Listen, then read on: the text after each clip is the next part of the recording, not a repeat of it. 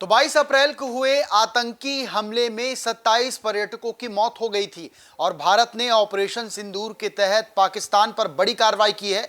कहां पर कार्रवाई की है ये भी आपको बता देते हैं। पाक अधिकृत कश्मीर यानी कि पाकिस्तान के कब्जे वाला कश्मीर में 9 आतंकी ठिकानों पर भारत ने एयर स्ट्राइक की और इसमें महत्वपूर्ण भूमिका किसी एक की नहीं थी, तीनों सेना ने मिलकर ज्वाइंट ऑपरेशन चलाया, यानी इंडियन आर्मी, वायुसेना और जल सेना ने भी महत्वपूर्ण भूमिका निभाई। और इसी को लेकर लगातार लेंस आपको अपडेट कर रहा है। हमने पहले भी आपको बताया और अभी भी आपको पूरी खबर विस्तार से बताएंगे, समझाएंगे आपको कि आखिर कैसे सेना ने ज्वाइंट ऑपरेशन चलाया। हालांकि इसकी आधिकारिक जानकारी आपको सुबह 10 बजे के बाद ही मिलेगी जब सेना की प्रेस कॉन्फ्रेंस होगी, लेकिन उससे पहले एक मोटे तौर पर तैयार किया गया मसौदा मैं आपके सामने पेश कर देता हूं। सबसे पहले क्या हुआ, तो भारत ने ऑपरेशन सिंदूर चलाया। क्या है ऑपरेशन सिंदूर? तो पहलगाम आतंकी हमले में 27 पर्यटकों की मौत हुई थी और इसमें कई महिलाओं का सिंदूर उजड़ गया था, इसलिए इस ऑपरेशन का नाम सिंदूर दिया गया, ऑपरेशन सिंदूर इसका नाम दिया गया।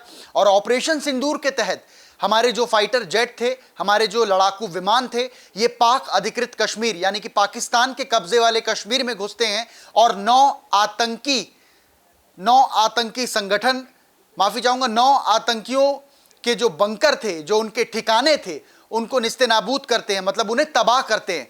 कौन कौन से ये जगह थी ये भी आपको बता देते हैं। उनमें सबसे जो फेमस जगह है वो बहावलपुर है, कोटली है और मुजफ्फराबाद है। ये तीन जगह ये जो सबसे महत्वपूर्ण है। उन 9 जगहों की अगर मैं बात करूं तो इनमें 3 जगह, एक बार फिर से आपको नाम बता दूं, बहावलपुर, कोटली और मुजफ्फराबाद। इन तीनों का नाम मैंने इसलिए लिया, इनका जिक्र इसलिए किया क्योंकि जब 22 अप्रैल को पहलगाम में आतंकी हमला हुआ था, इसकी प्लानिंग, इसकी साजिश वहीं रची गई थी। इसलिए इन तीनों जगहों पर और इसके अलावा 6 यानी कि कुल 9 ठिकानों पर आतंकियों के ठिकानों पर भारतीय सेना ने, भारतीय वायुसेना ने, भारतीय जल सेना ने, सभी की महत्वपूर्ण भूमिका थी। यहां पर वायुसेना की भूमिका बस महत्वपूर्ण नहीं हो जाती है, ज्वाइंट ऑपरेशन था ये। कई लोगों को बहुत सारे ऐसे लोग हैं जो कहते हैं कि वायुसेना ने ऑपरेशन चलाया, लेकिन लगातार खबर आप तक पहुंचा रहे हैं तीनों सेनाओं ने मिलकर ज्वाइंट ऑपरेशन चलाया, यानी इंडियन नेवी की भी इसमें महत्वपूर्ण भूमिका थी और प्रधानमंत्री नरेंद्र मोदी लगातार इसकी मॉनिटरिंग कर रहे थे। इसके बाद आगे क्या हुआ वो आपको बताता हूं। जहां पर पहलगाम हमले की साजिश रची गई, उन 9 ठिकानों पर सबसे पहले तो आतंकी ठिकानों को ध्वस्त किया गया। इसके बाद तीनों सेनाओं ने मिलकर ज्वाइंट ऑपरेशन चलाया गया था। सिंदूर इसका नाम रखा गया, वो भी मैंने आपको बता दिया कि इसका नाम सिंदूर क्यों रखा गया। इस ऑपरेशन की पल पल की खबर प्रधानमंत्री नरेंद्र मोदी ले रहे थे, यानी प्रधानमंत्री नरेंद्र मोदी खुद इसकी मॉनिटरिंग कर रहे थे। तो ये ऑपरेशन पहले से प्रस्तावित था कि आज यानी बुधवार की रात इस ऑपरेशन को करना है। और यह बताना क्यों महत्वपूर्ण हो जाता है, जरा इस बात को भी समझिए कि एक और पहले यह कहा जाता है कि देश के 244 शहरों में मॉक ड्रिल होगी, पूरा देश मॉक ड्रिल की तैयारियों में लग जाता है। सभी को यह लग रहा था कि 244 शहरों में मॉक ड्रिल होनी है, जहां पर यह बताया जाएगा कि अगर युद्ध की स्थिति निर्मित होती है तो उससे बचाव कैसे करना है, उससे बचना कैसे, उसके लिए तैयार कैसे रहना है। इसके लिए लोगों को एडवाइजरी जारी कर दी गई थी और इसके लिए जिला प्रशासन हो या तमाम राज्य सरकारें हो, रक्षा मंत्रालय हो, तमाम ऐसी सारी प्रशासनिक चीजें, सारी प्रशासनिक गतिविधियां इन सब में लगी हुई थी कि आखिर कैसे मॉक ड्रिल होगी, कैसे 244 शहरों में मतलब लोगों को यह जागरूक किया जाएगा कि आपको अपने आप को कैसे बचाना है। लोग इसी तर्क में जी रहे थे। लगातार ये खबरें मीडिया पर बनी हुई थी, किसी को इस बात का अंदेशा नहीं था कि भारत इतनी बड़ी कार्रवाई कर सकता है कि पाकिस्तान अधिकृत कश्मीर में भारतीय वायुसेना के जो लड़ाकू जेट हैं वो वहां पहुंचते हैं और 9 ठिकानों को निस्तेनाबूद करते हैं। आगे क्या हुआ ये भी आपको बताता हूं। इससे पहले 2019 की अगर मैं सबसे पहले बात कर लेता हूं, इससे पहले पाकिस्तान पर 2019 में भारत ने हमला किया था। कब हमला किया था? तो 14 फरवरी 2019 को आपको पुलवामा का वो दिन याद होगा। वो भारतीय इतिहास के लिए काला दिन ही है जिसमें हमारे जवान शहीद हुए थे। हमारे जवानों की शहादत का बदला यहां पर भारतीय सेना ने लिया था और बालाकोट एयर स्ट्राइक किया था। बालाकोट एयर स्ट्राइक में आतंकियों के ठिकानों को निस्तेनाबूद किया गया। 2019 की वो बात थी और 2019 के बाद अभी हम 2025 में हैं। जब भारत ने ऑपरेशन सिंदूर चलाया है। इससे जुड़ी और भी कुछ महत्वपूर्ण कड़ियां आपको बता देता हूं। ट्रंप क्या कह रहे हैं? अब अमेरिका भारत का एक अच्छा दोस्त है, हालांकि वो पाकिस्तान का भी अच्छा दोस्त है।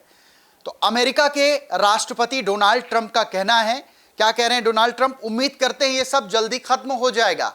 यानी सीधी तौर पर आप इस बात को समझिए, अभी तक किसी भी देश ने आधिकारिक तौर पर मैं ये कहूं कि पाकिस्तान का समर्थन नहीं किया है। यानी कोई भी देश अभी पाकिस्तान के साथ नहीं है। हालांकि ट्रंप ने अपने बात पे, अपने बयान पर भारत का भी जिक्र नहीं किया कि हम भारत के साथ हैं।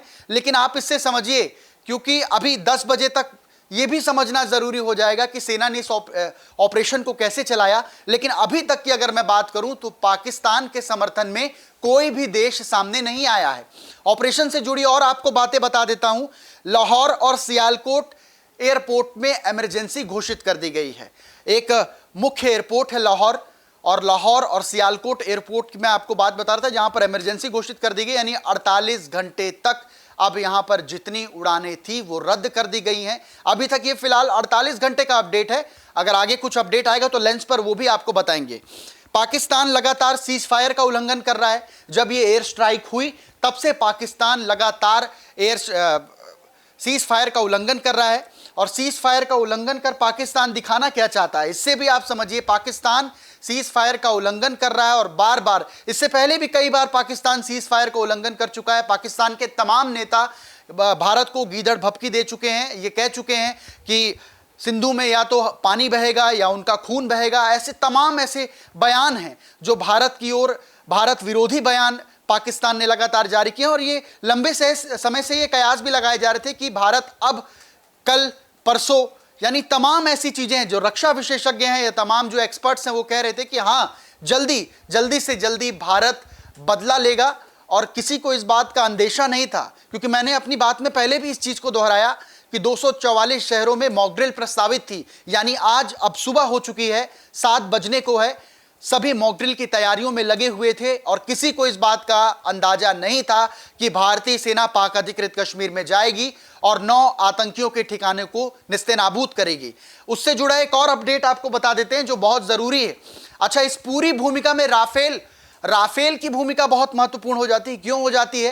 क्योंकि राफेल हमने फ्रांस से खरीदा, हमारी भारतीय वायुसेना की शान राफेल, जिसने स्कैल्प मिसाइल से हमला किया। इसलिए यह बात आपको बताना जरूरी समझ रहा हूं, क्योंकि जिन 9 आतंकी ठिकानों पर हमले किए गए हैं वहां मिसाइलें दागी गई हैं। और कौन सी मिसाइलें दागी गई हैं यह भी लेंस पे आपको बता दें। स्कैल्प मिसाइलें वहां पर दागी गई और राफेल विमान से ये स्कैल्प जो मिसाइलें हैं वो आतंकी संगठनों के ठिकानों पर दागी गई हैं और उनके ठिकानों को निस्तेनाबूद किया गया। और एक अपडेट आपको बता देते हैं, पाकिस्तान का एक बहुत फेमस फाइटर जेट है, बहुत मशहूर है ये और लड़ाकू विमान है, आपने इसके बारे में सुना भी होगा, JF-17, जिसे मार गिराया गया है। JF-17 लड़ाकू विमान को भारतीय वायुसेना ने मार गिराया है। यह भी अपडेट आप तक पहुंचा दें। तो ये लगातार अपडेट द लेंस आपको बता रहा है और ये बताना भी जरूरी है। और एक सबसे महत्वपूर्ण बात, इस ऑपरेशन को कैसे अंजाम दिया गया, कैसे हमारे भारतीय वायुसेना की अगर मैं बात करूं, हमारी सेना की अगर मैं बात करूं, कैसे वो पाक अधिकृत कश्मीर में दाखिल हुए और कैसे उन्होंने पूरे ऑपरेशन को अंजाम दिया। 10 बजे आज सेना की पीसी है, भारतीय सेना की आज 10 बजे पीसी होनी है। इसके बाद इस बात का खुलासा हो पाएगा, ये बात सामने आ पाएगी कि इस पूरे ऑपरेशन को अंजाम कैसे दिया गया। लेकिन सबसे बड़ा सवाल ये होता है कि सेना को इनपुट्स कैसे मिले कि 9 आतंकी मतलब ठिकानों पर सेना ने मिसाइलें दागी हैं। लेकिन सबसे बड़ा सवाल यही जानेंगे, मेरे सहयोगी दानिश है न्यूज़ रूम में मेरे साथ, दानिश से ये समझेंगे कि इनपुट की बात आती है, इतना सटीक निशाना लगाना और निशाना लगाने के बाद 9 आतंकी ठिकानों को निस्तेनाबूद करना, इसके इनपुट्स कहां से मिले सेना को और सेना ने इस पूरे ऑपरेशन को कैसे अंजाम दिया। दानिश से समझ लेते हैं। दानिश बताएं। जी हाँ मनदीप, एक्चुअली हमको ये समझना रहेगा कि जैसे कि तीनों जो हमारी फोर्सेस हैं, तीनों सेनाएं हैं, ने मिलकर जो ये ऑपरेशन चलाया, ये किस इनपुट के बेस पे चलाया। तो जो विदेशों में जो हमारी इंटेलिजेंस एजेंसी, खुफिया एजेंसी जो काम करती है रॉ, उसका और आर्मी इंटेलिजेंस का साथ में इन लोगों का पुख्ता पुख्ता एकदम मतलब इनको जानकारी मिली कि इन ठिकानों पे, जहां मैं पहले बता दूं कि बहावलपुर की बात होती है, इंटरनेशनल बॉर्डर से करीब 100 किलोमीटर है ये, और जैश ए मोहम्मद का हेडक्वार्टर है। तो इसको टारगेट किया गया, बताया गया कि यहाँ 80 से 85 एनी टाइम आपको मतलब यहाँ ट्रेनिंग चलती है और अवेलेबल रहते हैं यहाँ जो आतंकी हैं। ऐसे ही मुरीद के जो सांबा से करीबन 30 किलोमीटर दूर है, ये भी लश्कर तैयबा का एक वो है। यहीं से जो मुंबई में जो 2008 में आतंकी हमला हुआ था, इसी कैंप से में ट्रेनिंग पाए लोगों को भेजा गया था। तो इस तरह से बहुत सारी जगह है, गुलपुर है, मतलब जिन जगहों पे जो 9 ठिकाने इन्होंने किया है, गुलपुर है, सवाई है, बिलाल। तीन ठिकानों का अभी जिक्र किया है मैंने, बताया बहावलपुर, इसके अलावा 2 ठिकानों का और जिक्र किया। वो 9 ठिकाने कौन कौन से थे ये भी बता दीजिए। जी, देखिए, बहावलपुर के अलावा मुरीदके है, गुलपुर है, सवाई है, बिलाल है, कोटली है, बरनाला है, सरजाल है और महमूना है। इसमें से 3 जो ठिकाने हैं वो पाकिस्तान के पंजाब प्रांत में आते हैं, और बाकी के जो 6 हैं वो मतलब अपना जो पाक अधिकृत जो कश्मीर है, जो मतलब पीओके जिसको हम कहते हैं, उन ठिकानों पर है। और सबसे मेन इस ऑपरेशन में सबसे मेन बात ये रही अमनदीप कि जो ऑपरेशन को अंजाम दिया हमारी सेनाओं ने, तीनों सेनाओं ने मिलके, ये अपनी सीमा में रह कर दिया। हमको अपना क्षेत्र छोड़कर जाना नहीं पड़ा, अपनी सीमाएं बाहर कि उस पार नहीं जाना पड़ा। हम अपनी सीमाओं में रहकर, इसलिए नेवी ने अपना काम किया, नेवी ने ड्रोन के जरिए हमला किया, आर्मी अपना काम की, और जो हुआ मिसाइलों का इस्तेमाल, आपको बताना चाहूँगा, इस हमले में मिसाइलों का इस्तेमाल हुआ है इस स्ट्राइक में, और चुन चुन के उन्हीं ठिकानों पर हमला किया गया जिन ठिकानों पर आतंकियों के बिल्कुल होने की पुख्ता जानकारी थी। और हमारी जो मतलब इंटेलिजेंस एजेंसियां, जो खुफिया एजेंसियां काम करती हैं, उनकी पुख्ता इनपुट के बेस पे इस काम को अंजाम दिया गया, इस स्ट्राइक को अंजाम दिया गया है। लेकिन कल तक ऐसा था कि मॉक ड्रिल होनी है, 244 शहरों में मॉक ड्रिल होगी और पूरा देश मॉक ड्रिल की तैयारियों में लगा हुआ था। एक ऐसा माहौल निर्मित हो गया था और किसी को इस बात का अंदाज़ा नहीं था। मुझे लगता है कि पाकिस्तान ने भी ये सोचा नहीं होगा। दानिश, नहीं, बिल्कुल, आप बिल्कुल सही कह रहे हैं। ये एक्चुअली जो मॉक ड्रिल का मतलब, इस तरह से मॉक ड्रिल की कभी सूचनाएं आती नहीं है कि हम मॉक ड्रिल करेंगे। मॉक ड्रिल अगर बता के करेंगे तो मॉक ड्रिल, मैं कल भी आपसे कह रहा था कि मॉक ड्रिल अगर बता के करेंगे तो मॉक ड्रिल का मतलब ही नहीं है। ये ज़रूर कुछ ना कुछ चल रही है जो लोगों को या पाकिस्तान को झांसे में रखने के लिए। मुझे नहीं लगता कि शायद पाकिस्तान इसकी तैयारी में रहा होगा या नहीं रहा होगा, वो अलग मसला है, वो पाकिस्तान का मसला, उस पर अपन नहीं जाएंगे। लेकिन ये एक सोची समझी साजिश थी, और ये मतलब साजिश नहीं, सोची समझी प्लानिंग थी, जिसके तहत इस पूरे एयर स्ट्राइक को अंजाम दिया गया है। तीनों सेनाओं ने मिलकर इस पूरे ऑपरेशन को अंजाम दिया। तीनों सेनाओं की भूमिका यहाँ पर महत्वपूर्ण थी। और अभी 10 बजे, यानी आज सुबह 10 बजे भारतीय सेना की प्रेस कॉन्फ्रेंस है। उसके बाद इस बात का अंदाज़ा लगाया जा सकेगा, इस बात की जानकारी मिलेगी कि आखिर सेना ने इस पूरे ऑपरेशन को कैसे अंजाम दिया। फिलहाल लगातार आपको द लेंस पर इससे अपडेट कराते रहेंगे।